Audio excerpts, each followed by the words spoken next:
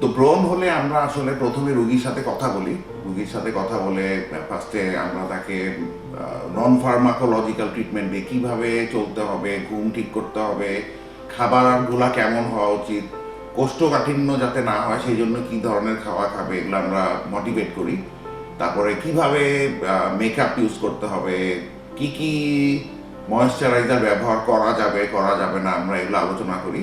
এছাড়াও আমরা কোনো কোনো ক্ষেত্রে একটা ফেস ওয়াশ সিলেক্ট করে দেই, কোনো কোনো ক্ষেত্রে মুখেও ওষুধ খেতে হতে পারে, কোনো কোনো ক্ষেত্রে আমরা আরও কিছু টপিক্যাল জেল বা টপিক্যাল মলম লাগাতে দেই।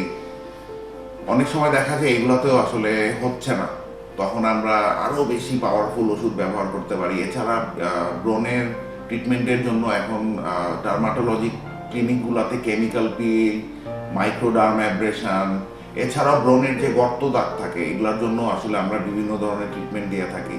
ব্রণ একদম ঠিক হয়ে যায় কিন্তু দাগগুলা কিন্তু থেকে যায়। সেই ক্ষেত্রে আমরা যেটা করি, আমরা ফ্র্যাকশনাল CO2 লেজার করি, কেমিক্যাল পিল করি, মাইক্রোডার্ম অ্যাব্রেশন করি, আমরা কোনো কোনো ক্ষেত্রে সাবস্টিটিউশন করি। এগুলো আসলে ব্রণের দাগ কোনো ব্যাপারই না। আপ টু 80% ব্রণের দাগ আমরা রিমুভ করতে পারি।